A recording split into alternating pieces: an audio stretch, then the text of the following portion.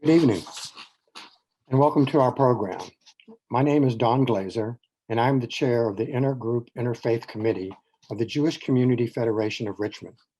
We are so glad to be co-partnered tonight with Richmond's Black History Museum and Cultural Center. We want to thank them as well as the many congregations and community agencies who have also joined with us as partners. In particular, we would like to thank some of our new partners who over the past few years have become friends and thought partners in so many ways. The Virginia Black Caucus, the NAACP Virginia Council and Henrico Chapter, the Baptist Ministers Conference of Richmond and vicinity, and Mount Olivet Church in Richmond. Tonight, we are pleased to bring to you a unique panel of historians, community leaders, and activists who will discuss the shared history of the Black and Jewish communities during the Civil Rights Movement. We hope you are able to find the time to watch the documentary, Shared Legacies, the African American, Jewish American Civil Rights Alliance. If not, the link will be active tomorrow as well. Our goal is to use that inspiring film as a jumping off point to examine the public face and behind the scenes aspect of the Civil Rights Alliance, to look at the challenges our relationship has faced since then, and to discuss what we can do to strengthen our allyship today and into the future. It is now my pleasure to introduce Mary Lauderdale, Operations and Visitor Services Manager with 21 years of service to the Black History Museum and Cultural Center. Mary? Welcome, everybody. Thank you from the board and the staff of the Black History Museum and Cultural Center, Virginia, for allowing us to participate in this as a partner in history. For over 40 years, the Black History Museum's central mission has been to provide, develop, and partner in the presentation of educational resources, exhibitions, and opportunities such as this program to tell the stories of the history and culture of Americans of African descent in the Commonwealth of Virginia. This evening, we seek to highlight the relationships between Americans of Jewish descent and African descent to further declare that we are all entitled to the same civil rights as Americans. Thank you for providing this venue to promote our mission outside the walls of our building and to preserve this history that inspires. Thank you. Thank you, Mary. I would like to briefly introduce our panel for tonight and thank them for all they bring to this work, this conversation about race, equity, civil rights, and allyship. Rabbi Peter Berg is the senior rabbi of The Temple in Atlanta. Rabbi Berg has been a beacon in carrying on the Temple's commitment to this work and is also a featured figure in the film. Dr. Julian Hayter is professor of US history, American political development, African American history, and the American Civil Rights Movement at the University of Richmond. Dr. Michael Dickinson is assistant professor of history at Virginia Commonwealth University. His research examines comparative slavery, the Atlantic slave trade, and early African American history. Bishop Daryl Husband has been the senior pastor at Mount Olivet Baptist Church in Richmond for the past 4 decades. Bishop Husband has become a dear friend to our community and a valued voice in our ongoing dialogue. Dr. Tarece Johsnon is a diversity and inclusion expert, poet, artist, author, activist, advocate, and mother of 2. She converted to Reform Judaism in 2016 and is a member of Temple Sinai in Atlanta. Eric Ward is the executive director of the Western States Center and senior fellow with the Southern Poverty Law Center and Race Forward. Eric has been called upon to be a national voice on issues of identity, race, and bridging these complex conversations between the Black and Jewish communities. Before I hand the program over to David Cohen, Director of our Jewish Community Relations Committee, I would like to remind everyone that the program will likely end between 8:15 and 8:30. We hope you will be able to stay on with us throughout to the end. Please enter any questions in the Q&A box. David, take it away. Thank you, Don. Appreciate it. And again, appreciate everyone joining us tonight. I'm looking forward to a great conversation. Just so everyone knows our format, I'm going to give each of our panelists a little time to talk a little bit about their unique perspective on this issue, on the film Shared Legacies, and on their work in addressing the allyship between the Black and Jewish community and their work on civil rights in general. And after that, we hope to have a vibrant discussion followed by some questions. So right now I'm going to pin Rabbi Berg, and we're going to start the conversation. Rabbi Berg, how are you doing tonight? Doing great, thank you, and Shalom Richmond. Thank you so much for joining us tonight. So without further ado, just to kind of kick it off, we wanted to start the conversation with you and ask you for, I'm going to kind of make it I guess a three-part question. I'll try to keep each of the parts brief, but I guess the first question is the significance of this film that was so inspiring on so many levels, and the history of the civil rights movement and allyship. The Temple in Atlanta plays a unique role in that. And I'd be curious to hear your perspective on what's the significance of the film for you, for the Temple, and of course, the deeper issues of just the shared values that kind of brought your congregation to the work, that brings you to the work. And what does it say about our future for fighting for racial justice? And just take it away. Sure. Well, good evening, everyone. It's great to be here, especially with so many friends. Dr. Tarece here in Atlanta, and Eric Ward, who's been such a teacher to me and such a partner with us in our reform movement, and to all of our speakers. What an honor and a privilege.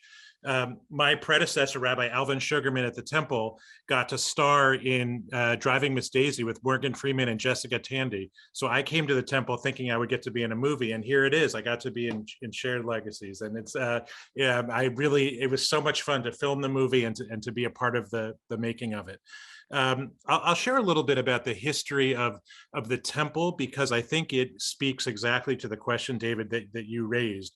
The Temple is Atlanta's oldest synagogue.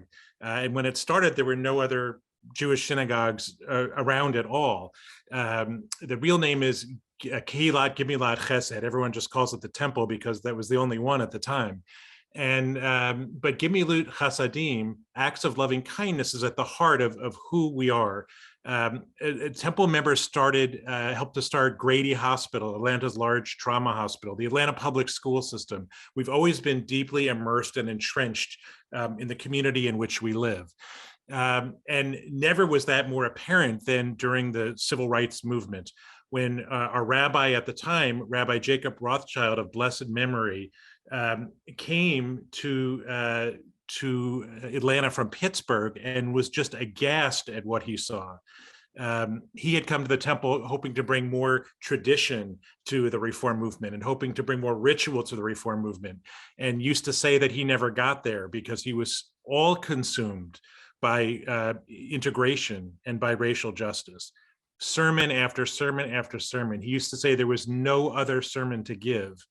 And that resulted in the 1958 bombing of the Temple by white supremacists because of the rabbi and the congregation's outspoken position. One of my favorite stories about the work of the Temple, and of course, Rabbi Rothschild and Dr. King, the Rothschild and King family were very close. In 1964, when Dr. King won the Nobel Peace Prize, the city of Atlanta didn't want to honor him. At least the business community didn't want to do it.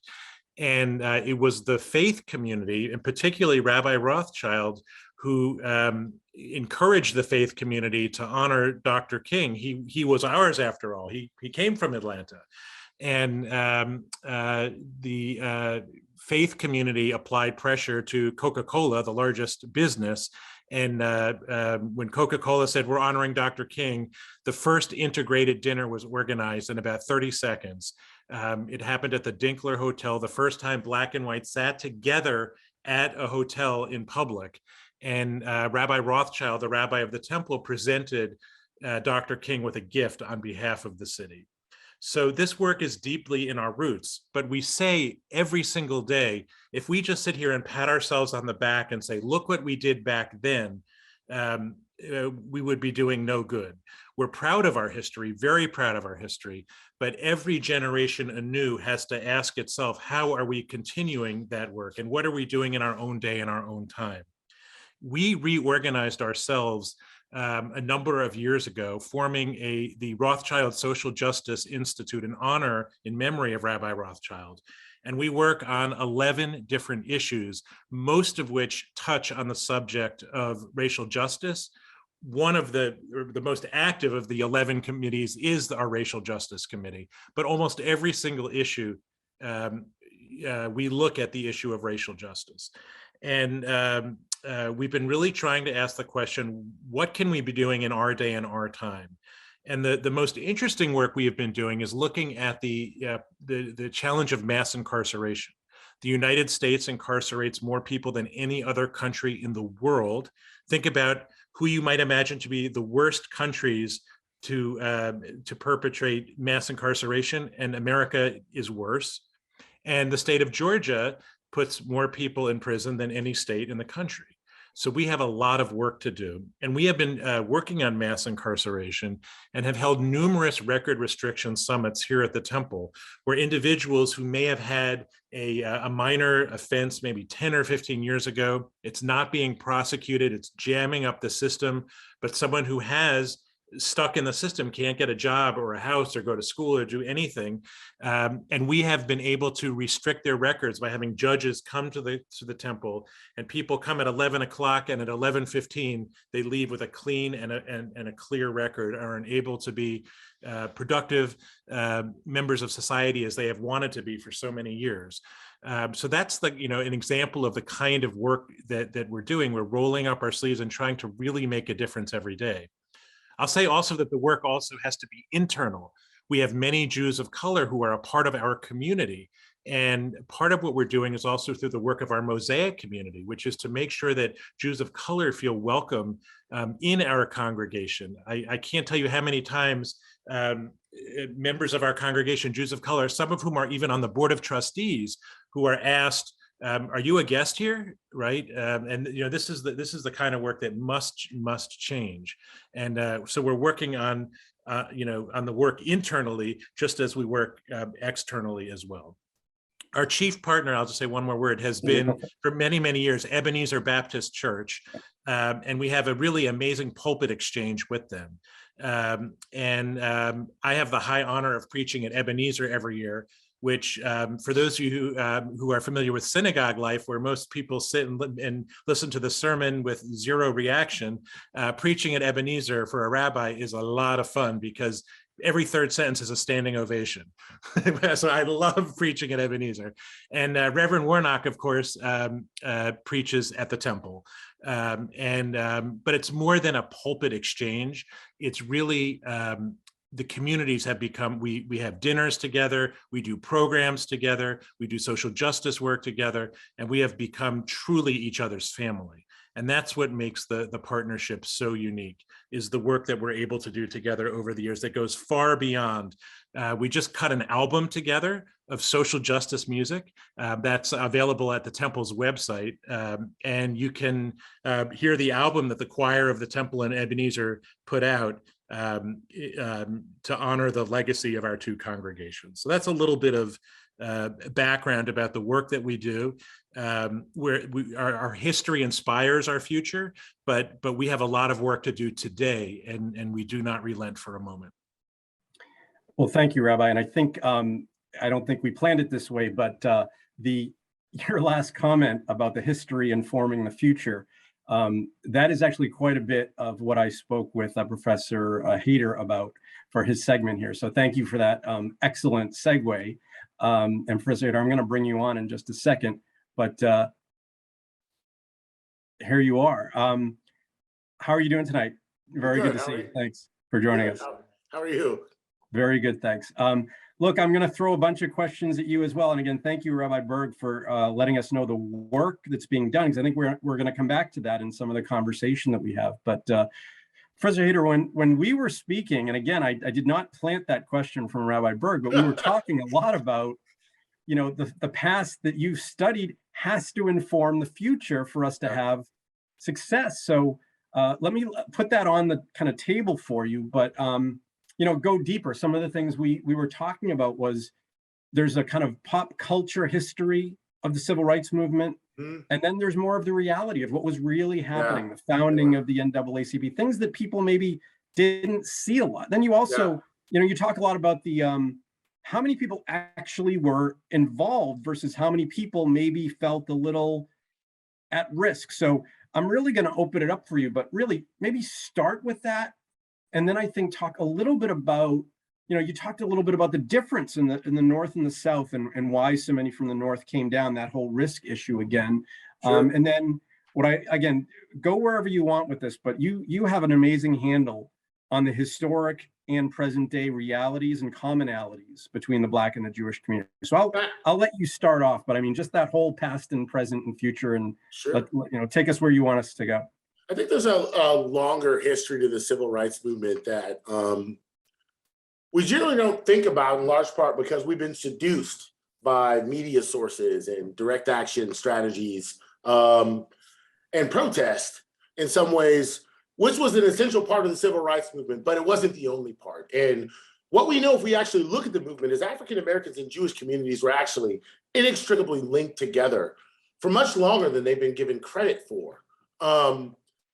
Way back into the early 20th century, when pseudosciences about eugenics and scientific racism were popular, African Americans and Jewish communities recognized that they were both under fire. So what we see in the early 20th century, particularly, are rather groups like the NAACP, which, by the way, was co-founded by members of the Jewish community, organizing strategies to work with African American communities to really come to terms with a common threat, which was generally just white supremacy.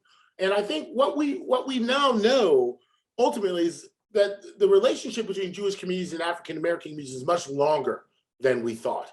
But on the other hand, I think then when we get to the 1950s and the 1960s, things get complicated. And there were any number of people, you know, we know this now, for instance, if you look at civil rights activism and in the traditional phase of the civil rights movement, there were any number of people, like for instance, we know that no more than 14% of African Americans actually participated in the movement itself, in large part because they were occupying precarious spaces.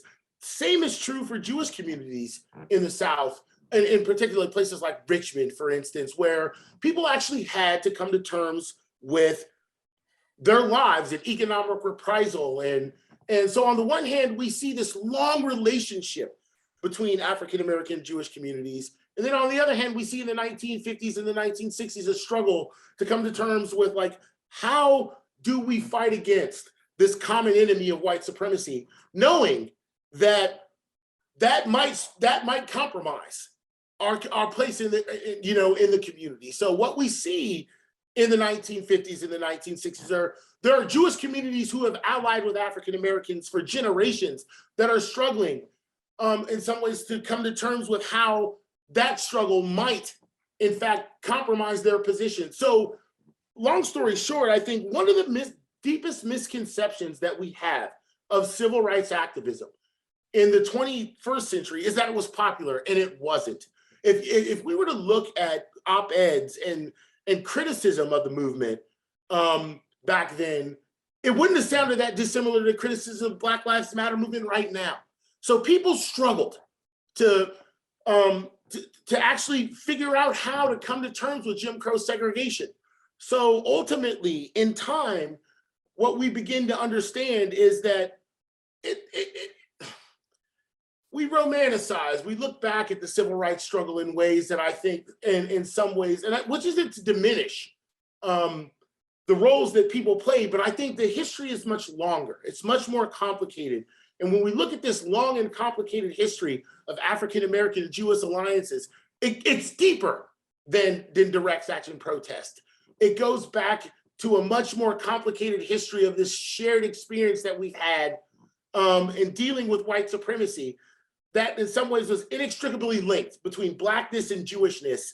And ultimately that culminates in the 1960s in a way that gets more complicated. But what we begin to see is that there are a lot of people, particularly outside of the South, who are coming down here recognizing that their struggle is the African-American struggle.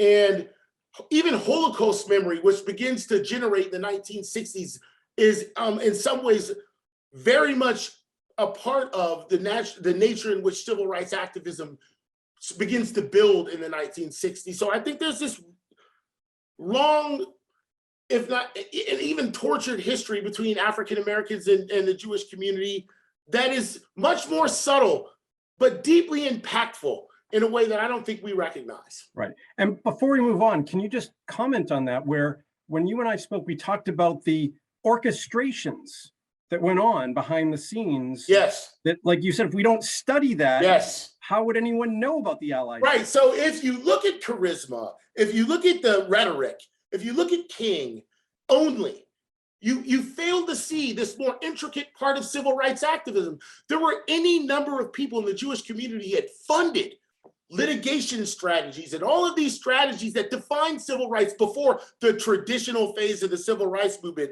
that begins to generate momentum in the 1950s, where Jewish people had always been around with African Americans. And I think if we fail to recognize that there was a subtle portion of civil rights activism that was just as important, though less recognized, we fail to understand the intricacies and the complicated nature in which these alliances had been around for decades, right? Right. No, absolutely. So hold that thought, because I think, again, we're going to come back to you, but I think when I spoke with Professor Dickinson, I think he's got some insight on this. So I'm going to ask him to start his video, and I'm going to, okay. Michael, how are you doing tonight? Very good to have you here. Thank you for having me. I feel like when you and I were speaking, that was something we were speaking about. And I think that's my question for you. You know, as a professor teaching young people, you just gave a presentation recently at the JCC. What is it that you try to convey when you're talking about the civil rights movement, whether it's about allyship or just what is its import, what is its legacy in general?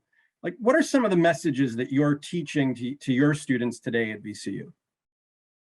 Sure, and I think Dr. Hayter gave us really useful thoughts to take forward. Really thinking about not only how we romanticize the civil rights movement, but how we ignore some of the complexity. But I also try to really encourage my students to think about how these things are cyclical, not only in terms of activism and efforts toward equality, right?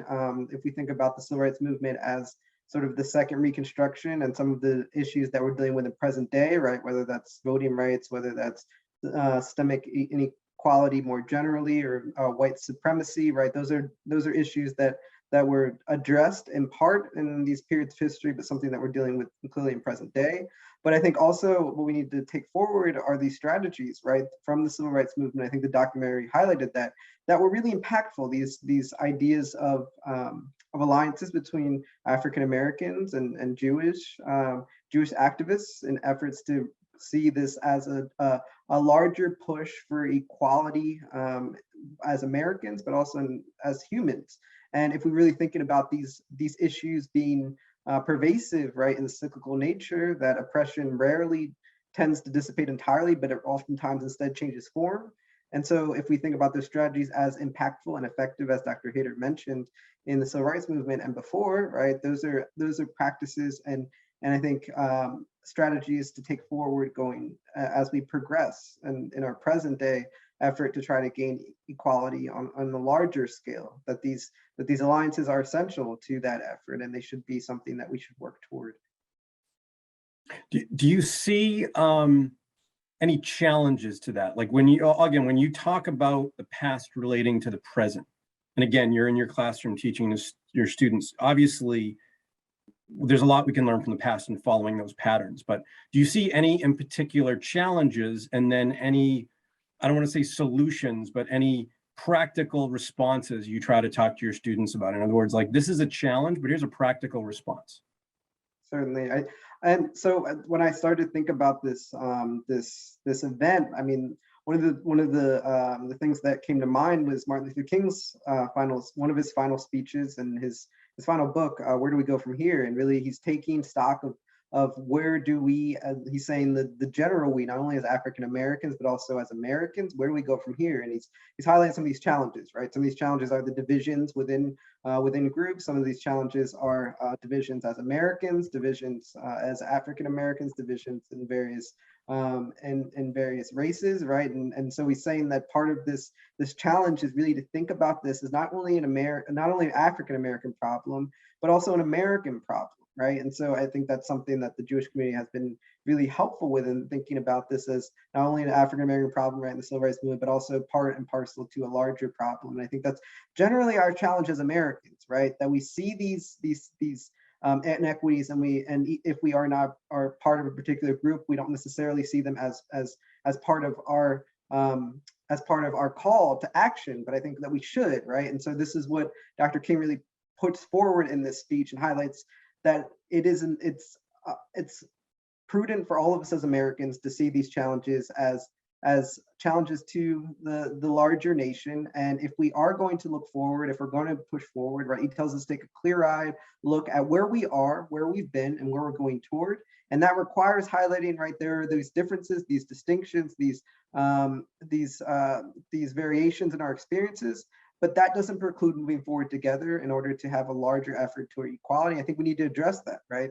And even though there are differences and distinctions in terms of faith and in terms of race, right, we would do well in pushing forward collectively. And this is what Dr. King really pushes forward to the end of his life. Now, I think the way you brought us kind of full circle, and again, we didn't plan this, but when I was speaking to Bishop Husband, obviously Martin Luther King Jr. was a man of God, and he talks a lot about how you see the other person. It's integral to the work we're trying to do politically, socially, culturally. And thank you for that segue. And keep that thought, because I think as we have the conversation, I want to hear more about how that affects our civil society, like how we can take that concept of seeing the other into some real practical civil society solutions. So let me bring on my good friend, Bishop Husband, who I'm going to actually ask to start his video.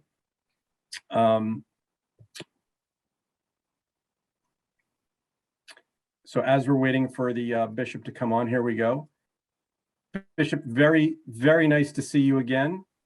Absolutely, always. Again, didn't really, plant that question, but you and I talked a lot about faith and about the ability to see the divine in each person. And I think that's what Michael was talking about. We have to take stock of how we see each other. I'm not gonna, ask too many questions because I love hearing you speak, but can you talk about that a little bit? Because that was a big part of what you and I spoke about, the grace, the seeing the divine in each other, and that's the only way we're going to move forward. So I'd love to hear your thoughts on all of that. Well, I'll begin by talking about that, and thanks for having me on. How important it is. I'm reminded of a 60 Minutes broadcast that I saw a few years back, where geneticists were talking about the fact that they had studied the DNA of cultures all over the world that came to New York City, and discovered that the genesis of our society began in a small village in Africa. And I began to think about how ludicrous it is for us to even be racist, that we traveled around to different geographical locations, our skin color, our hair color, all of those things changed. And yet we look at one another out of the eyes of our quote unquote culture, and we've labeled ourselves by colors to make a difference of us in order for us to have privilege and superiority. I think about, I was thinking about this film and how it impacted me as well, and how in this generation we're still talking about the same words we were talking about 60 years ago. We're voter oppression, but there's this almost reverse psychology going on in our generation.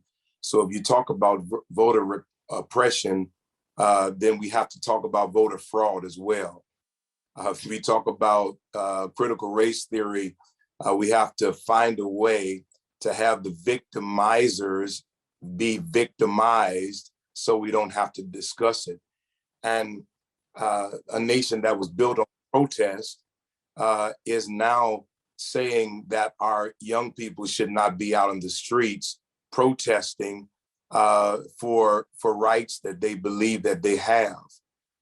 It's a strange time that we live in, and yet we forget the very fact that there is always a demonization of anyone who dares to stand against the status quo. And I think one of the things that happened, what I love about this film as well, is that it brought people back to the reality that we have to look at a similarity of our suffering and make a decision that our similarity of our suffering should bring us together on one accord to fight against something much bigger. The genocide that it has always been decided that we should be a part of or be victims of, but God has always been our similarity, and it came out of, I believe, a fear of our collaboration. Our collaboration has brought about a fear in this nation that is, I don't know, it may be unprecedented. And I think why we're seeing so much of these attacks on Jewish synagogues is the same thing that happened in the 60s. If there is a revising or a rebirthing or reawakening of cultures that have been, that realize that slavery and the Holocaust are the two most sinful things that have ever happened in this world, and those people ever decide that they will get together, that something phenomenal may take place in the earth realm and bring about a challenge to the aristocracy, the privileged class, that change transforms America. There's a tremendous fear that's going on. And so the only way to hinder, to kind of to hide that is to do it through our political realms. And so we have this political intoxication that's going on, and politics are having become our new religion. And that's where our divide has come now. And the hope is to sell, for me, our Jewish friends and brothers and sisters on passing as being white and being satisfied to stay out of the struggle. If not, then we'll have to treat them just like as loyalists of the lower species. And that's how it's always been since the beginning of our nation, when poor whites, the colors as they called them, and the Indians were the lower class of society. As we began to grow, there had to be a decision to happen to separate them, and color was the way to do that. And it's happening. It's continuing to happen again and again. I'll stop right there. No, I appreciate that. And before we transition, you mentioned something about fear. And I saw a recent program. The title was Sacred or Scared. And just for a minute before, because this is the thing, as I transition for Tarece to come on, I want to ask her as an activist, okay, so what do we do? History studying is important. But when we get to your conversation, when you speak to your congregation, and when Tarece does her work, what do you say? Like, how do you advise people to not be scared and to take a risk and to do it with the sacred, with the divine? Like, I feel like that's a frame for you as a man of God that, just like an activist, what do you tell people? How do you counsel people to not be scared, to not have those frames about people? Find a place, first of all, find a place where you, there are two places. There's a place of comfort that you can find, but there's also a place of confrontation that you can find. Everybody's made up a little bit different. I think the professor was talking about earlier that everybody didn't get involved. And what I encourage is that everybody should get involved, find a place. And you don't have to be involved on the street.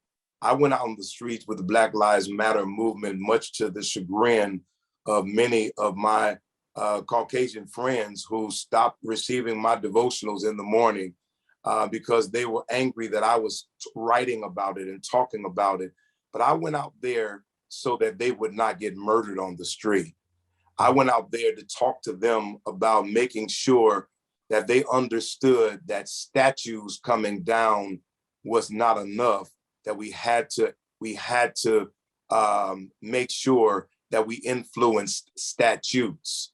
And so it's important for us to talk to our congregants about of course, the power of prayer. I've written several books on prayer. It's important for us to keep our prophetic voice alive. And that's not just from the pulpit. What you hear out of the pulpit or out of the synagogue, out of your churches, should be carried into the heart of every person, and a question should be asked: what do I do with this? God's word is not something that is spoken, it's something that's lived. And so every time it's spoken, it's supposed to be carried into the culture and given away to those who need it. And so that would be and also as well as pooling our resources. I think we have to find a way to pool our resources, our financial, our people resources, our spiritual resources, and begin to plan purpose-centered modern day sit-ins and modern day, whatever that means today, boycotts, modern day strategic grassroots sanctions. We've got to find ways to get those things done, and we have to do them together. And that's the only way we're going to have systematic change. No, I appreciate that. And again, I think your words are prophetic. From the heart into the public space, I couldn't have said it better. And thank you, Bishop. We're going to come back to you, but now I'm going to bring Tarece back on. I think we're going to continue this conversation. Tarece, Dr. Johnston, how are you doing tonight? Well, thank you so much for the honor to be on this panel and to have this conversation with you. Thank you. Well, we appreciate you being here. And again, I think I'd love to hear from you, but I think the bishop gave us a very nice little start to our conversation, because you are an activist in so many different ways. I do want to hear a little bit about your unique lens and your unique identity, but I think the bishop has given us this opportunity to say, what is activism in 2022? What is it that we can do? And I know if you want to talk about it, let me know. You're in the middle of something in your work right now where you're right on the front line, where you're trying to do that and yet you're facing resistance and you have to stay strong in the face of that. So tell us a little bit about that first. What is activism today, and how do you keep that strength? Thank you for that question. I definitely agree with some of the contents that Bishop Daryl proposed. His words about really engaging with understanding how we need to embrace the differences of how people can engage in this work. Some people are more comfortable with being, and based on their personality, based on their background and their experiences, they are more comfortable with kind of being on the sidelines, making the phone calls, maybe doing a little bit of a different level of activism than people who are very outspoken, who are out on the front lines, who are marching, who are protesting, who are holding the signs, who are making the phone call. So there's two different things, but I think we all have a role in how we engage in the work of enacting change. And I think what Bishop Daryl was saying was that we cannot sit on the sidelines and be complicit and complacent, that we must figure out a way on how can we make a difference, but how can we comfortably make a difference? But here's what I would also submit to people. Change is not comfortable, right? When a butterfly goes through its process of metamorphosis, it is not a comfortable process. When we are looking for transformation in our communities, when we are looking for sustainable change, it's not comfortable and it's not easy, right? It takes courage. It takes courage. As a Jewish woman, when we live our Jewish values and we think about Tzedek Tzedek Teduf, always pursuing justice. That's what we're about as Jewish people. We live our Jewish values. When we live our Jewish values, then we understand that we must do whatever we can to ensure that there is justice, regardless of race, regardless of economic status, regardless of religion, regardless of geography, regardless of sexual orientation. Everything is about embracing humanity and ensuring that there is justice, right? So for me, when I look at Bes Elohim Elohim, like everyone is in the image of God. And when we are in the image of God, we are all God's people, right? And so however we see God, we can see God whether God is a she or a he. However we see her, we need to imagine that we are all a projection of this spirit, this being, and this power. And that every single human life matters. And that we are all connected.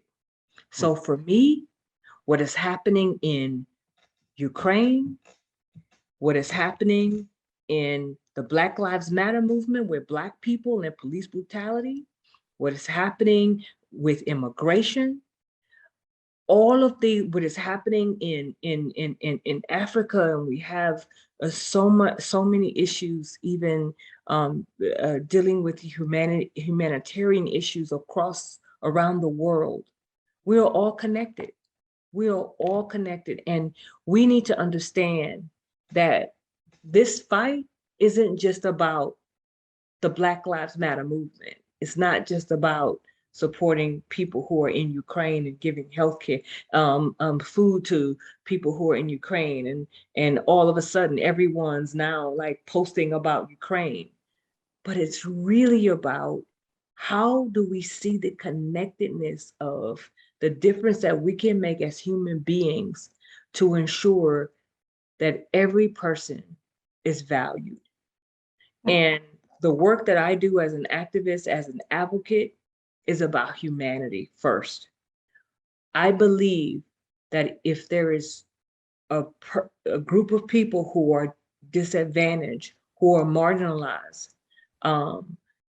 We help the group of people who are in the greatest of need. We help them. And when we help them, everyone else benefits. Why? Because we are all connected in this universe. Right. We're all connected under this one tree and this one humanity around really making sure that making sure that we're embracing the humanity, that all life matters. The Black Lives Matter movement says Black Lives Matter, Black Lives Matter. Why? Because some people don't think that Black lives matter. Why? Because some people don't think that we are even human. We are begging for our humanity. We are begging for justice. We are begging to just be seen like other people are seen. And even in our Jewish community, we have opportunities. In our Jewish community, we have opportunities to be able to see our Black and brown Jews as Jews, right? And when we say that we endure anti-Semitism, don't ask us, well, is it because you Black or is it because you're Jewish? No, it is because I am who I am and I'm a Jewish person. Why would you ever ask that question? Right. And so for me, what is important for all of us as Jewish leaders is to continue to educate our community, our Jewish children, that the diversity of the Jewish community is not all European Jews. Right. That the diversity of Jewish community, we have people from Africa, from Asia, Black Americans, people from South America, people from Canada. We have people from all over the world who represent the Jewish people. And we are indeed a very diverse people. And no one should ever feel like they have to justify who they are when they walk in a Jewish space. Right. Right? Well, no, absolutely. And I appreciate your perspective, Tarece, as well. And before I transition to Eric, and again, I'm going to bring you back because I do think your lens is very interesting to bring to this conversation about, the professors brought this up a little bit. There's always been people rejecting the claims of activism. And you're facing that right now. And I think that's the question that I'm going to bring through to Eric. So I appreciate that, Dr. Johnston. We're going to bring you back on in a little bit. But right now I'm going to ask Eric to start his video and bring him on. And Eric, how are you doing tonight? Thanks again for joining us and hanging in there. I'm doing well. It's such a pleasure to be here. The conversation is phenomenal. Well, thank you. And, it has been, and I thank everyone for what they've contributed. And everyone has just, given me everyone's been an educator and a teacher for me tonight. And I think where I'd like to go with you, and as we spoke, I'd like to get some kind of feedback input from you, and then maybe open it up to the whole panel, bring them back on. But, a couple things. One, Tarece made me think of something where the other professors, again, put this thing out there, which is in every age, we romanticize history. We think there's this kind of arc of the universe that just bends towards justice. But yet we know, even in the civil rights movement, a lot of people were like, no, this isn't a problem. We don't need to change. We're hearing that today. And I think someone like Tarece brings that into focus because, like, how would you communicate to your own community if you're, let's say, Jewish and a person of color that, no, this is something we need to change. We need to work on this. So I think that's the first reflection I'd like you to talk about a little bit, but it really is the first thing you and I spoke about was religion, culture, identity. It's all mixing together right now. And how do we have this conversation when we don't even know really who each other are? We don't know how to speak to each other. Each of our panelists has touched on that a little bit, but what's your perspective on that? How do we think about each other? How do we talk to each other, with each other? Yeah, it's very difficult. I think about this moment, right? It's very complicated, but that's not unique, right? The civil rights movement, as we heard in the 1960s, was also very complicated. It was like herding cats. We have lots of illusions, right? For instance, we have the myth, right, that the majority of Americans supported Martin Luther King and the civil rights movement in the 1960s. It's simply not true. The majority of Americans never supported Martin Luther King. Martin Luther King never received the majority of American support in his lifetime, right? To underscore that, today in the United States, more white Americans support Black Lives Matter. So let me stop for a second and repeat that, right? Today in the United States, by percentage, right? More white Americans support Black Lives Matter than supported Martin Luther King or SNCC, right, in the midst of their nonviolent civil rights protest. This tells us two things. It tells us we have to understand that this is not a conversation about entire segments of communities. This is a conversation about those of us who believe that everyone has the right to live, love, worship, and work free from fear and bigotry in the United States. And at the core of that conversation has always been Blacks and Jews in this country, predating the civil rights movement, but in this moment as well. And that relationship has always been complicated. But here's what makes it more complicated right now. What makes it complicated is that anti-Semitism once again has achieved what it always achieves, which is the ability to find a group to scapegoat in the moment of great change in a society. And that scapegoat is always the Jews, right? We're also in a moment where we're facing a great backlash against the 1960s civil rights movement. And that backlash has always been in place, but it is very real right now. And so racism, right? The racism that Black people experience and the racism of anti-Semitism, because let's be clear, anti-Semitism is not just a religious form of bigotry. It's also a racialized form of bigotry. It places Jews as a racialized other, right? A almost existential threat. And Jews are made to carry all the stresses and anxieties of society. That's why we wake up this morning to read article after article about individuals who are spreading flyers in communities around the United States blaming Jews for COVID. It's why we wake up to shootings, whether it's an attempted hostage takeover at a synagogue, whether it's Tree of Life, or whether it's an individual who attempts to target a Jewish mayor. It's why we wake up and understand that when Putin says and talks about the corruption of the West in Ukraine, right, that is a dog whistle for Jews. That is an anti-Semitic dog whistle that's being put into play. What we understand at the end of the day is why I spend my time dealing with the white nationalist movement and its expressions of anti-Semitism. That anti-Semitism doesn't originate out of the extremes. It exists in society, and it's the extremes who choose to tap into it. My greatest fear right now is our inability to really lean into one another, to tackle both anti-Black racism and anti-Semitism is going to leave our communities and our democracy vulnerable in the same way that anti-Semitism ruptured the Labour Party in the UK. If we're not attentive in this moment, right, anti-Semitism and our unwillingness to address anti-Black racism in the society is going to wedge what is left of the 21st century civil rights movement and prevent the emergence of the 22nd century civil rights movement in this country.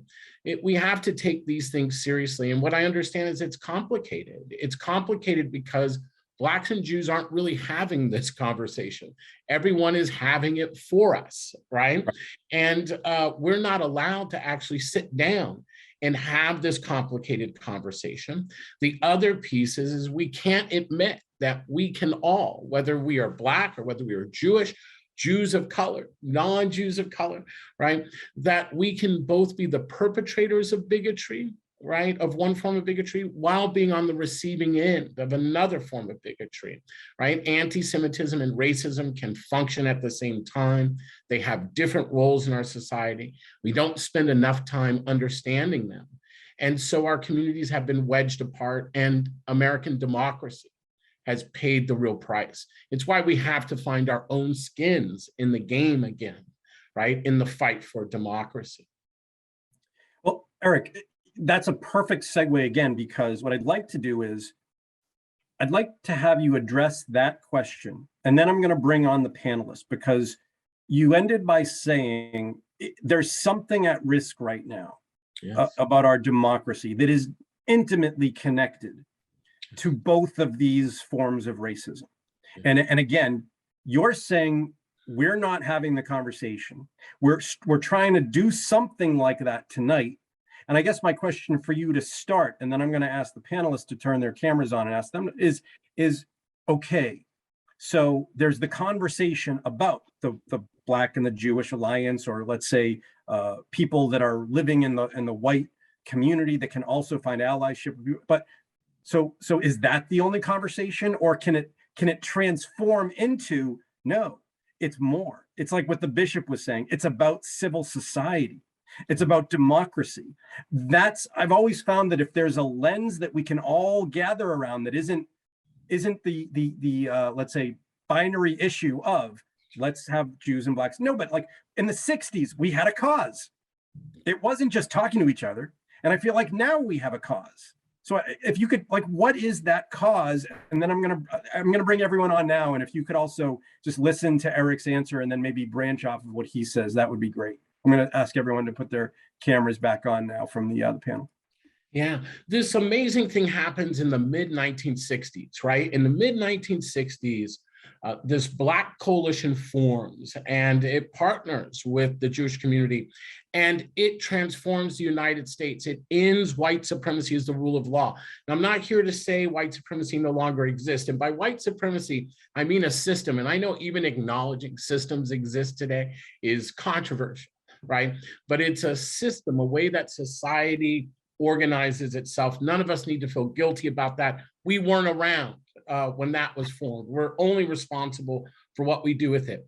So we have this system called white supremacy that's based off the idea that some people are superior, others are inferior based off of their skin color. Along comes the civil rights movement. I'm passing over about 100 years, but along comes this 1940s, 50s, 60s civil rights movement. And it challenges white supremacy as the rule of law, the way that we understand the world, right? Our economy, our culture. And it says we are challenging it with another vision, a multiracial vision of democracy, an inclusive democracy that is people-centered, accountable, and transparent. Now that's aspiration, right? But in the Black theological tradition, right, and in the Jewish theological tradition, we understand aspiration and we understand reality. In the Jewish community, they talk about dayenu, right? Honoring each step as if it were its own complete victory. And there we have it with the 1960s civil rights movement. But imagine for a second, you're an arch segregationist. You don't believe Black people are human, right? You haven't been socialized that way. How do you explain that you just lost your biggest political defeat to folks you see as inferior? It doesn't calculate. The only way you can do that is by acknowledging Black people are human, and that's not going to happen in the 1960s South. So they come up with another reason to explain the loss, right? And this is why we say, and I wrote in my essay, Skin in the Game, how anti-Semitism fuels white nationalism, that anti-Semitism isn't at the core of white nationalism, it is the core of white nationalism.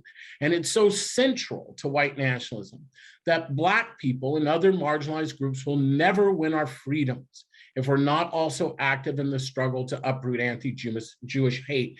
And that's because amongst 21st century white nationalists, Jews are cast in that same role they've always filled for anti-Semites, right? As the absolute others, demons stirring the pot of lesser evils and the driving force behind white dispossession. It's why we heard white nationalists chanting, "Jews will not replace us" in Charlottesville. But look, we are all smart enough to understand these groups aren't bringing anti-Semitism or other forms of racism or bigotry into our community. They're simply organizing the bigotry that already exists. That's why we need to talk about anti-Semitism in this moment. If we don't talk about it, how are Americans supposed to recognize it when it is in play? Yes, we recognize Whoopi Goldberg and her statement, and I'm glad she apologized, and I'm glad it opened up an important conversation on the Holocaust denial, right, and historical revisionism, because if you want to understand the tactics used to attack discussions on race in public schools, look at the long set of tactics designed to attack Holocaust education, right, that started in the 70s and 80s, right? Holocaust deniers, the tactics they used are the same tactics being utilized, right, to demonize critical race theory, a legal philosophy that's barely taught in law schools, let alone public education. But we're in this moment now, right, where I think it's important for us to realize that Blacks and Jews have to begin to have direct conversations with one another. We have to get beyond the filters. And that means taking risk. That means leaning in with curiosity. That's understanding we don't understand all we need to yet know to have the conversations we need to have. But I'm convinced of this. Without that Black-Jewish coalition, right, the United States is not prepared, right, to defend its democracy that has been built over decades of struggle by those who are vulnerable in our society. We have come a long way in this country towards inclusion. And those who fought and died in the 60s and 70s fought hard to get us to this point. We need to understand the importance of democracy. We need to champion it with the same energy that extremists champion its destruction. And I don't mean marches on the streets, right? I don't mean the physical violence that we're seeing. I mean the caretaking of democracy. But if we can't even caretake Black-Jewish relationships, if we don't understand that it's not just a nice thing to do, it's an existential thing to do for democracy. If we in the Black and Jewish communities can't figure that out, no one else is going to figure it out. And that's why I think it's important. So I think that's Great, thank you so comment. much. I actually go ahead.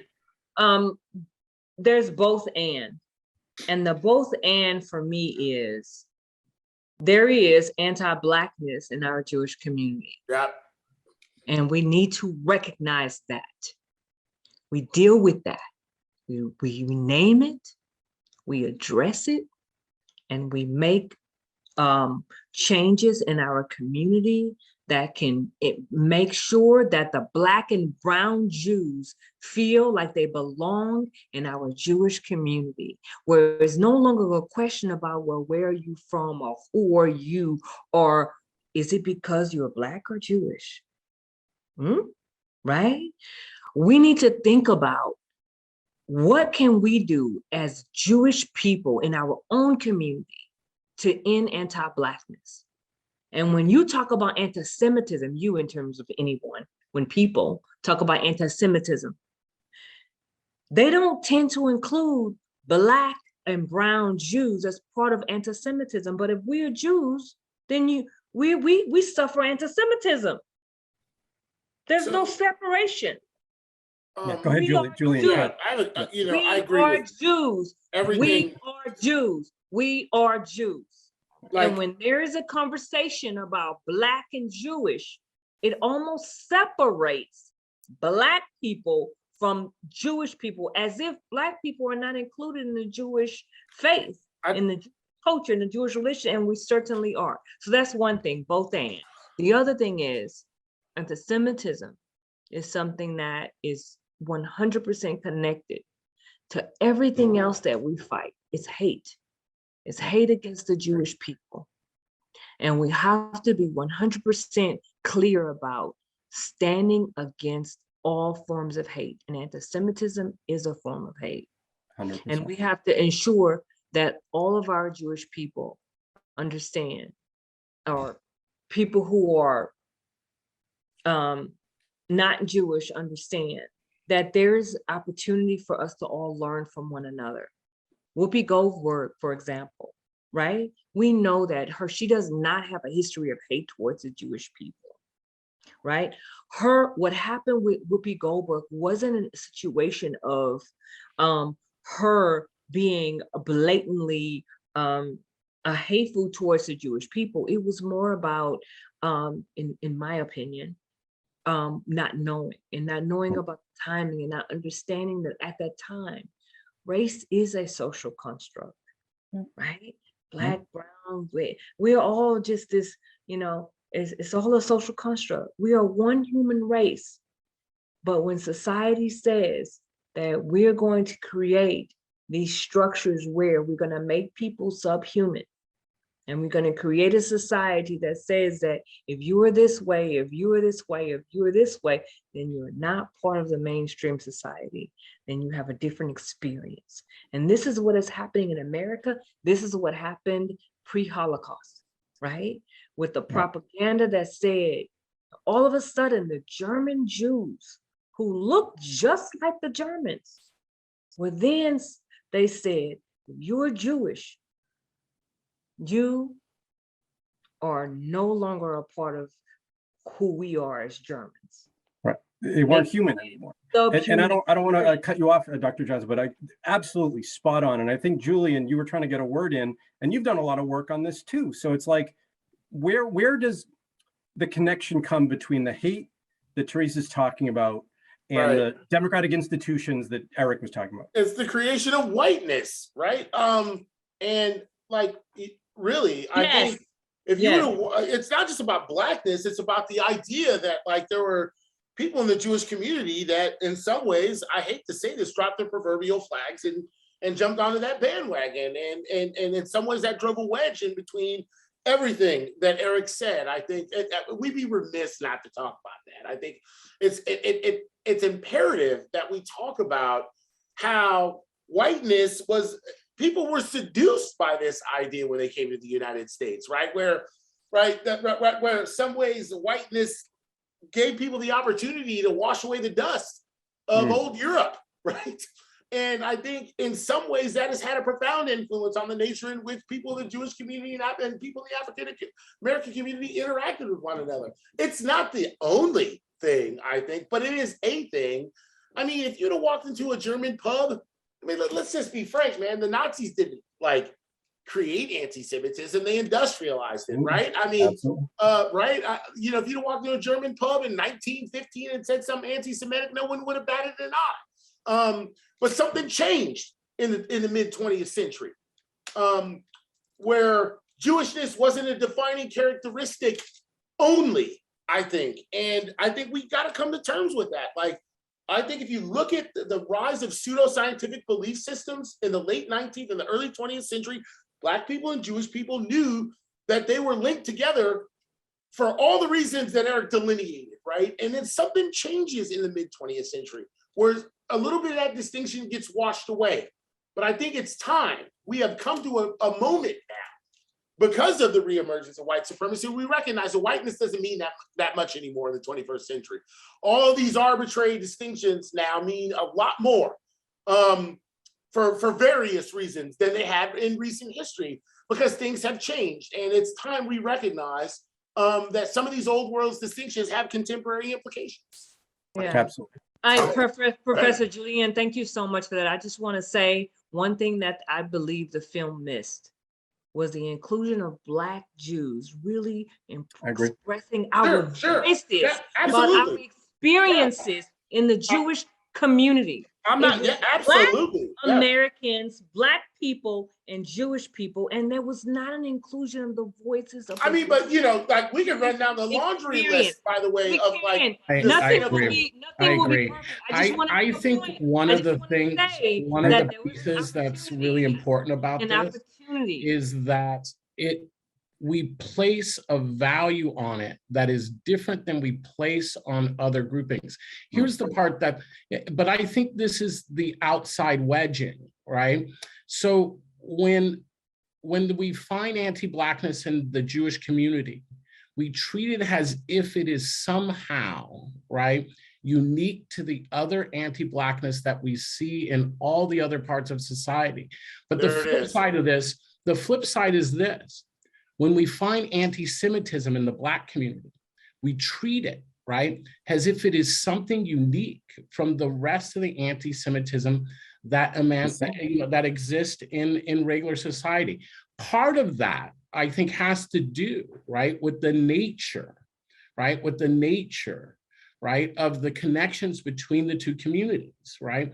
Part of it has to do with the nature of, there is a larger bridge society. There are far more Jews of color that are existent, right, than exist today.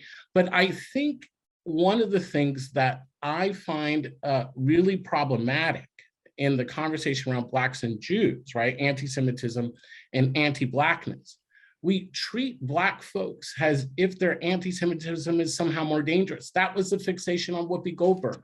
The same time Whoopi Goldberg is saying what she's saying, and look, I'm an anti-racist trainer, so I don't spend a lot of time wondering whether a person intended to do something or didn't intend to do something. That's not how I understand race. We focus on the outcomes of bigotry, right? Not intent. So I don't care if someone intends to be anti-Semitic or someone intends to be racist. It's a question of whether that was racist, not who was racist. Was that anti-Semitic? Not is the person anti-Semitic? And I think what we find in this moment of Whoopi Goldberg is it's the same time, right? Tucker Carlson gets on air and does a multi-night retelling of the Protocols of the Learned Elders of Zion, right? 2.0, right? Without hardly a peep from society, but let Blacks and Jews, right, have a little tension. And the entire rest of society, right, is ready to weigh in. That's a wedge, right? That's a wedge in society. And I agree, I just will say one more thing. I do think, right, the way to get, for the Jewish community to get better around race is by dealing with racism, right, internal to the Jewish community. But that's not where it originates. It originates within the system of part of a much broader, I mean, one thing, let's be clear, like the system of racism impacts the Jewish community, clearly. It also impacts everything outside of the Jewish community, right?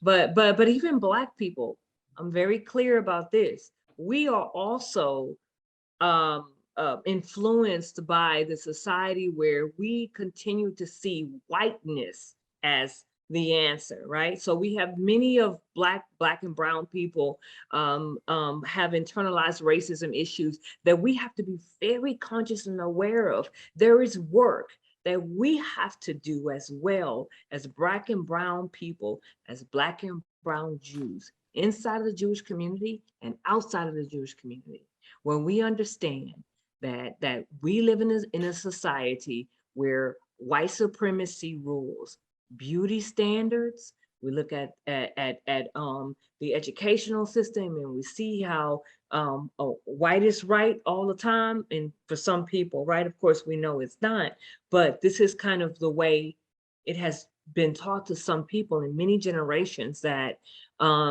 white is great. And so we have to kind of in our own minds relearn. We have to unlearn and relearn. Black people, Black Jews, Black people have to put in the work too, but white people have to do it also. But I hold Black people accountable too. We have to be very conscious about relearning this, what was taught to us. We have to, and I think it's very important. I think one of the things that Blackness even impacts us. Colorism, texturism, classism, all of these things impact our Black community. Absolutely. Bishop, you were going to say. I was just going to comment something. I understand the push to be recognized within the Jewish community as Black and brown people as well. Without question, that's important. And I think, as Brother Eric was just talking about, what we don't want to do in the struggle is to have this become our major, and even if it is major, it's a minor within the major, if you understand what I mean by that. The major has to do with what Dr. Hayter just talked about whiteness. And if we're not clear about that, we'll spend time making the minor major and the major minor. White supremacy is not re-emerging. White supremacy may have been dormant, but it has never it is not reemerging. We have to even be careful to even think that. Our problem is that we allow the death of two leaders to be the death of our movement. And it's never been about men, it's been about principles. And if we go back to understanding the power of the principles, and we're godly people that God gave us to love God with all our heart, mind, soul, and strength, and to love our neighbor as ourselves, we can fix that. But we can't fix it with people who only believe that they ought to see life and each other out of their corroded, corrupted cultural lenses. It'll never work with them if we're not collectively speaking the same language. And that's why this conversation is so critically important. As we understand one another, fix one another. And I want to go back to something you said, Dr. Johnston, earlier. I wasn't saying that we have to be comfortable. Everybody needs to be comfortable. I said there's a comfortable and there's a confrontational. But what we do have to do is get people off the sidelines. And if getting them off the sidelines means to give them a comfortable job to do, as long as they're doing something, it may be they're getting off of the sidelines to get them involved in the next level. It's called graduation. And I think that's really important, because everybody has to be involved. And a part of that is via our education. We will never grow unless we are continually educated every generation. That's what this critical race theory conversation really is about. It's about the hiding of education. The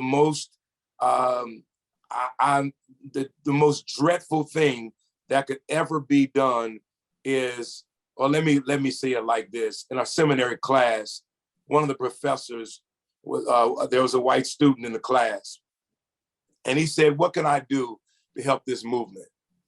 And the professor said, "You really want to know what you can do?" He said, "Yes, I'm really interested. I want to help this movement. Black people need to be known better. They need to be seen better." And this is what the professor said: "Go home and kill your mother, your father, your grandmother, and your grandfather." And when I heard it, I was appalled initially, until I thought about what he was saying. He wasn't really saying go home and really murder them. He was saying, if you don't murder that spirit that continually passes down this disregard, this dehumanizing of people, you will never change. And so we don't want to talk about this in our public school systems, because we want the people in our homes to give the history that they're accustomed to, so that privilege and supremacy does not change. We have to break that. We're the people of God. We have to. I think that's amazing, Bishop Husband. We talk a lot about breaking those cycles.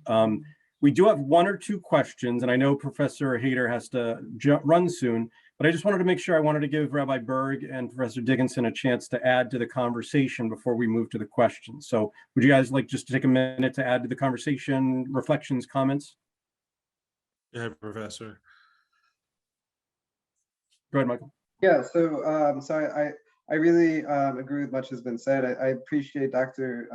Hayter's reorientation, pushing us toward really looking at white supremacy in a historical fashion. I think part of if we could see a benefit of the resurgence of white supremacy, it reminds us of what has been true in the past and forces us to look at the past. I think in many ways we look to the past for things like Black Lives Matter. When we think about protest practices, right? We think about the role of media, and in the civil rights movement, we're thinking about the Black press, but now we're thinking about social media and ways in terms of exposure. But I think also one of the strategies we need to look back to are these cross-racial alliances, right? Because they were extraordinarily impactful in thinking about the civil rights movement, but I think also in combating white supremacy. And I think we would do well to adopt those practices and strategies going forward, not only in terms of thinking for our own groups, but also, again, thinking about this humanistic and also American push forward and for trying to really address some of these issues that come up clearly every generation because they're not dealt with in a holistic manner as the way that they should be. Spot on, spot on. Rabbi, did you want to also comment? I just want to add ever so briefly that these are the kinds of conversations that we who are speaking have every day in our activist, academic, nonprofit, synagogue, church world. We have these conversations every day, and they're the conversations we wish everybody else would have every day. They're very difficult conversations, and what I want to just suggest that the easiest way, not that everything in life is easy, but the easiest way to have these conversations is to be in relationship with other people. And that's the core. It is very difficult to have a difficult conversation when you're not in a relationship with someone. And we have just, that's where we have put all of our time and our energy, both for example, as Dr. Tarece was talking about, with the Jews of color, Black and Brown Jews in our congregation and community, with Ebenezer Baptist Church. We did an amazing project recently with Spelman, students at Spelman who were in an oral history class interviewing members of the Temple who were involved in the civil rights movement, elder members of the congregation, right? It's all about building relationships so that we can have these difficult conversations, because we have to have them. They're so important and they're so critical, right? Everybody's talking about critical race theory, but nobody understands one thing about it. It's because we're not in the relationship to have the real conversation. So my big takeaway is to find those individuals in your community where you can really roll up your sleeves and have these incredibly important conversations. There are so many folks who are in the waiting and want to have these conversations, and yet we're so afraid to have them. Well, thank you, Rabbi. And on that note, I'm proud to bring on my chair of the Jewish Community Relations Council, and our work is to create those relationships, which is part of why we're doing this program. So Amy, I'm going to let you kind of take it away with either a couple last comments or a question, and then wrap up for us. Sure. Well, it's really just going to be the one question that all of you really teed up so beautifully and in some ways have already answered, but important information bears repeating. I know adult learners have to hear things more than once for it to sink in. So from Rabbi Berg, Eric, the professors, if you could, in 30 seconds in sort of a closing, and if you felt like you've already given your closing, you can pass, but the most popular question we received in all of the pre-work of the 150 registrants. And the first question we got tonight is, history is great to know, but how now? What are the most important things that there's a community now in Richmond? And I know some of you are here in Richmond and some of you are not, but what do you recommend that we do now? I know these conversations, these complicated conversations, but what else do you advise us that we can do to build on the history of solidarity, but strengthen the partnerships now, work together now to support racial injustice, to combat injustice together? So I'm a historian, so I find historical hammers for historical nail. You can't have reconciliation without recognition, right? It's just not possible. As much as we'd like to run away from the history, I think it has to be at least touched upon, right? Yeah, sure, right? History might not repeat itself, but it damn sure rhymes. And I think at the very least, we have an obligation to deal with the historical legacy of the unbelievably profound correlations between African Americans and Jewish communities, but then the separation. And then how do we move forward any other way? How do you measure progress otherwise? Without actually dealing with where we've been. I don't know why. There seems to be this inherent fear about the history of I don't think it's possible for us to move on together without, at very least, a Cliff Notes version of how we got to now. So I'm just going to say that, like, I think the history does matter. And I don't think it's something that we should run away with. It's not a history of guilt. It's not a history of blame. It's a history of action and agency. And without that, I think we're going to struggle to move forward because we don't have a proverbial blueprint to move the needle in any meaningful direction. Right?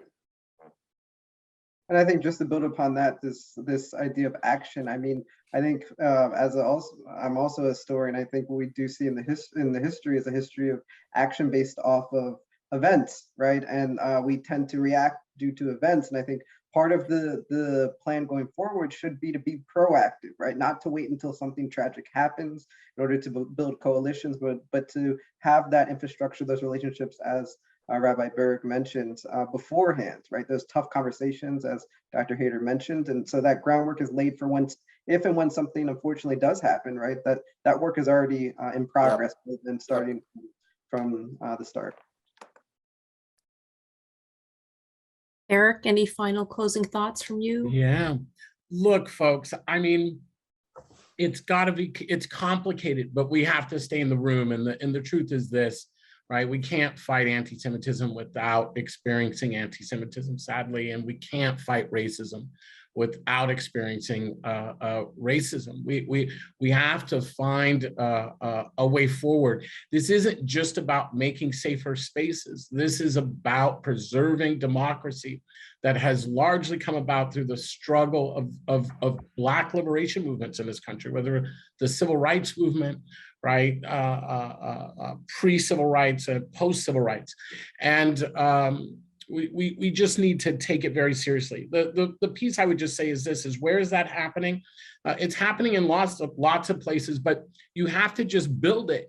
We have to practice.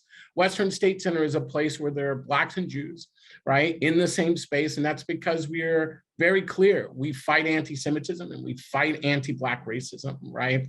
We're not qualifying those two statements. And so Blacks and Jews who show up at that organization understand those are the two things we're doing, and we're trying to figure out how to do it together. We're not alone there.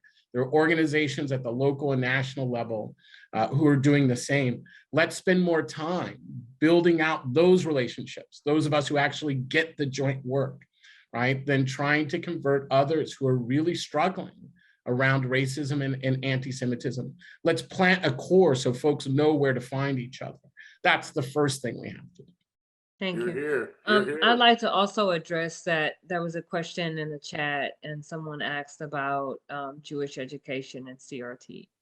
And one of the things that I'd like to say is it's so important for our Jewish community, our Black and Brown communities to join together to advocate for representation, in our curriculum.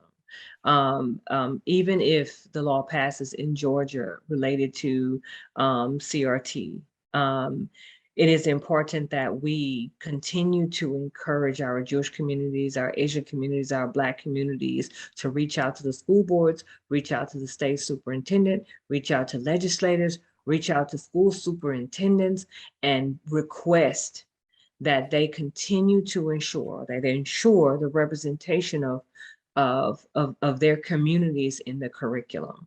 And so Holocaust education is so very important.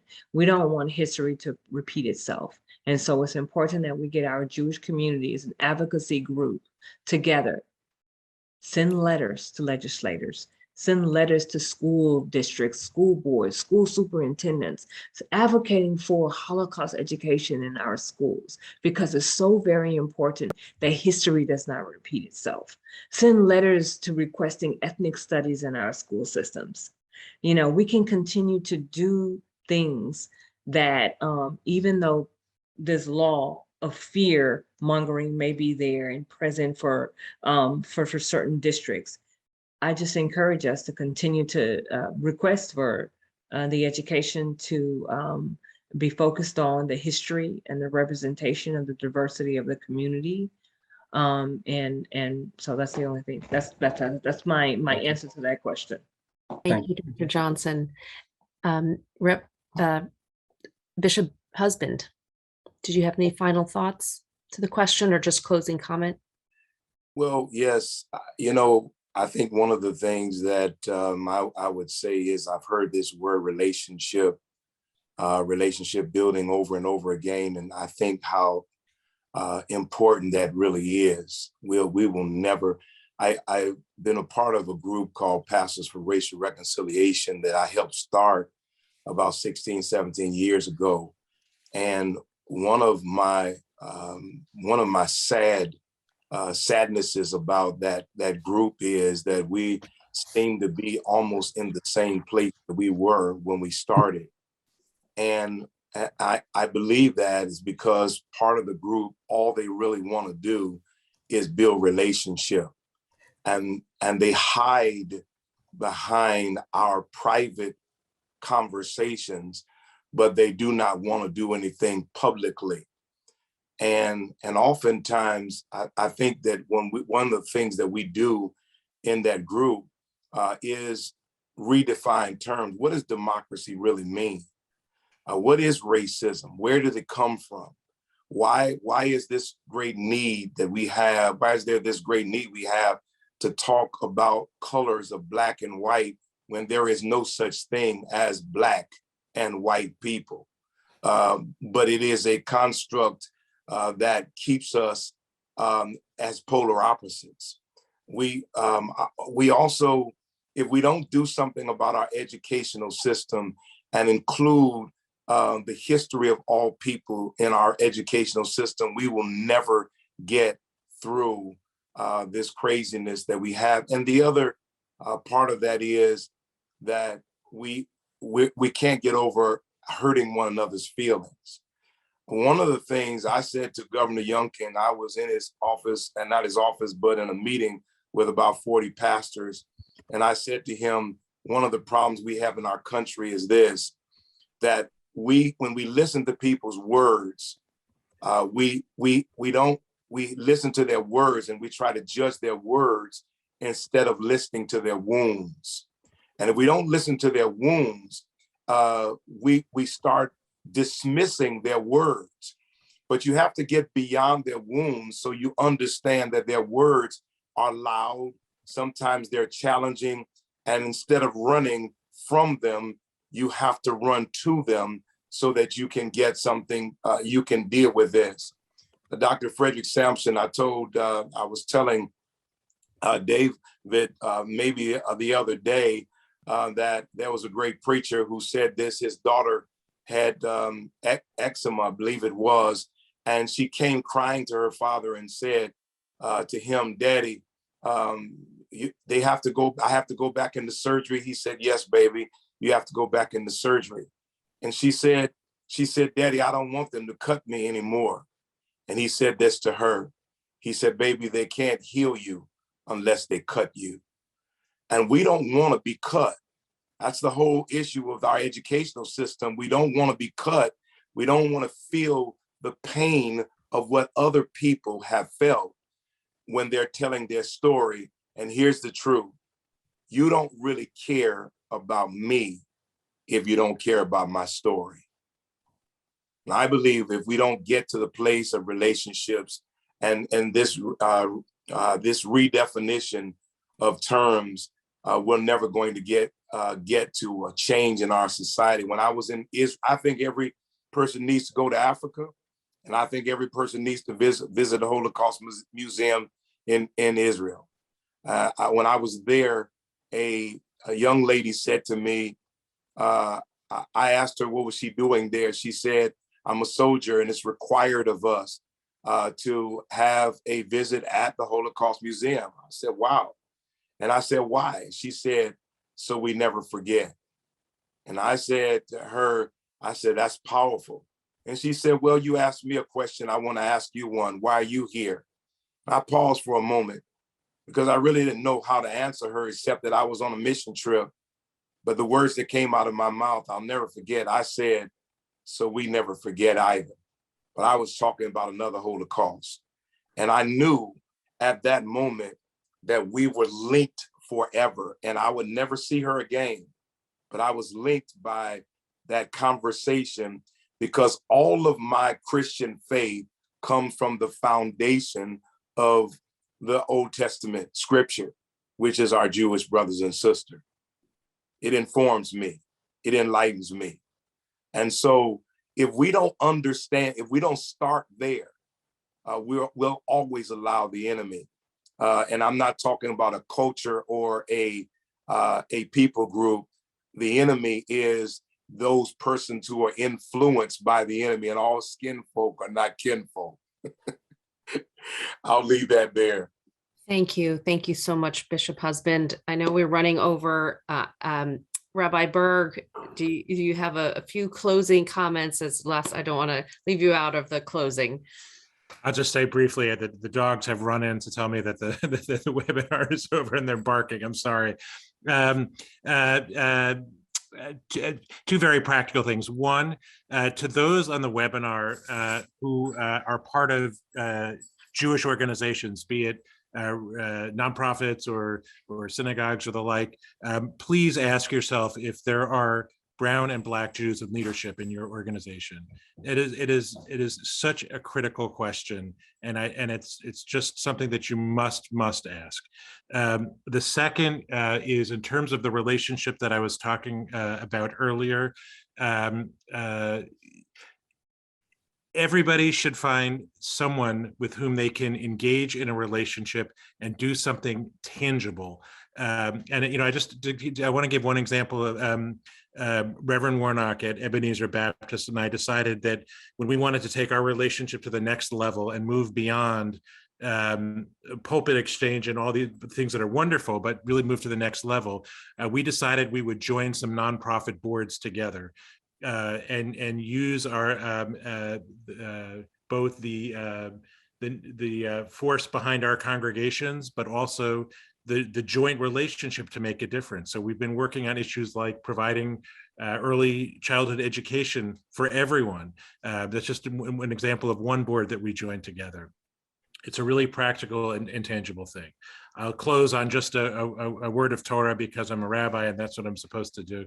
But there's a great saying from Pirkei Avot, from the sayings of our fathers, from the Talmud, that says, "B'makom she'ein anashim hishtadel lihiyot ish." In a world in which no one is acting human, we must strive every day to bring forth our humanity. We live in a very precarious, scary, dangerous place right now. There is a lack of humanity all around us. And what a blessing it is to be together tonight, to be able to bring our humanity to this table and to recognize that each and every one of us has a power to make this world a much better place. It's been an honor. And I'd like to say to Rabbi Peter Berg, we're in the Atlanta metro area together, and he's an amazing leader, and he is an advocate for the Jewish diversity and Black and brown Jews in the Atlanta metro area, and just the coalition related to the Black and Jewish relationship. And I'm so appreciative of your leadership, Rabbi Peter Berg. Thank you You so as well, much. Dr. Tarece. Thank you. Well, it's been a privilege and honor to just share the Zoom screen with you and to learn. Thank you so much for this incredible and thought-provoking program, for all the speakers today. This has been one of our most engaging programs and the beginning of, as we've talked about, a complicated conversation. I'm proud that our federation has hosted this program, and we've partnered with the organizations in our greater Richmond community. But I sincerely hope that this is not just a program that we host, and that we can work together this coming year and many years to come, because I know it takes years to build these strong relationships. And I know we have many, but we have a lot more work we can do. There is more progress that can be made by working with our partners, including the ones that were with us tonight: the Black History Museum and Cultural Center of Virginia, the NAACP Virginia State Conference, the Henrico branch of the NAACP, the Baptist Ministers Conference of Richmond and vicinity, Mount Olivet Baptist Church, the Virginia Black Legislative Caucus, and the Virginia Center for Inclusive Communities. Thank you for being with us tonight. And I just want to thank you from my heart to Don Glazer, chair of our Interfaith and Intergroup Committee, for all your hard work, and David Cohen, our outgoing director of Jewish Community Relations. This program really does represent the very best of what the JCRC and the Federation does, building relationships between communities to understand each other, to help each other, and work to overcome injustices. And as Eric Ward said, we have to have our own skin in the game, and we look forward to doing that. The film and the panel will linger with me and inspire me, and I would say challenge me, and I hope others, that our Federation community will think about the words from the film from Dr. Clarence Jones, the advisor and counselor to Martin Luther King Jr. Jews have in the DNA in our soul, based on the suffering our people have endured over the centuries, to begin, and I really do mean begin, to understand the centuries of suffering Black Americans endured under slavery, post-slavery, through the civil rights movement, and now where racial inequities still exist. And I would add, be compelled to do something about it. So I would also be remiss to say that we are all, our hearts are with the people of Ukraine and the horrific situation there. It is another reminder that all of us are responsible for one another. We pray for peace, to make a swift return. The Jewish Community of Federation has opened a special campaign to support those affected, and we encourage your support. Please, I hope it's in the link in the chat. To learn more, go to jewishrichmond.org or contact a charity of your choice to support the Ukrainian people. Again, thank you all for staying with us in the long program, and all your comments and questions will go to the JCRC for consideration as we think about the issues and the programs we work on this year. Thank you so much, and good night.